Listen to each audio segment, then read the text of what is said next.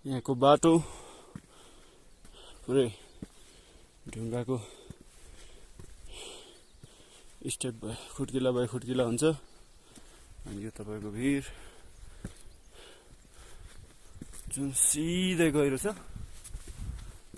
यो हिमाल बाटो चाहिँ एकदम व्यवस्थित छ। 2-3 जनासम्म एकैचोटि उमा लाग्ने गाह्रो छैन।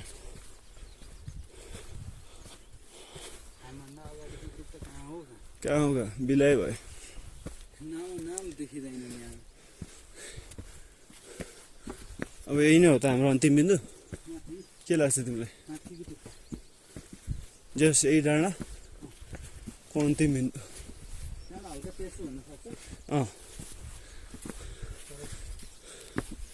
त्यसपछि फर्दर भनेको हामी जान चाह्यौँ भने अलिकति अगाडि बेस क्याम्प।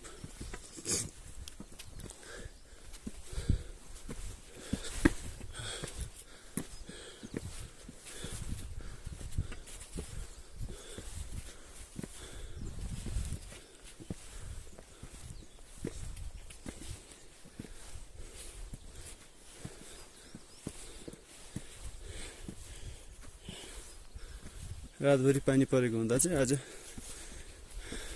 हामी आशावादी छौँ।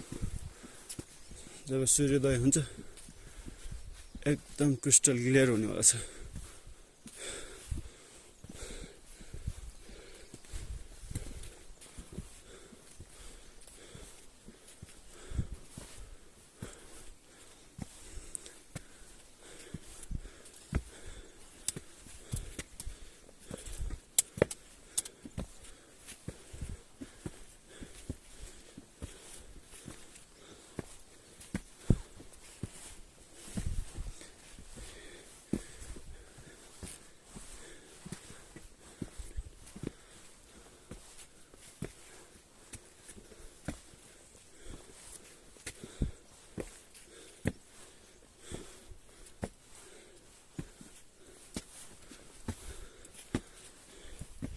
अझ तपाईँ पानी पर्दाखेरि रेनकोटहरू ल्याउनु भयो भने सेल्टर लाग्न सक्नुहुन्छ।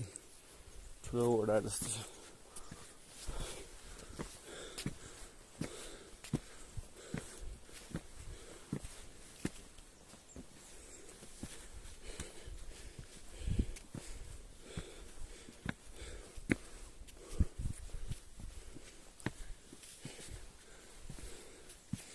अब 1300 बाटोको एकदम नजिक छौँ हामी।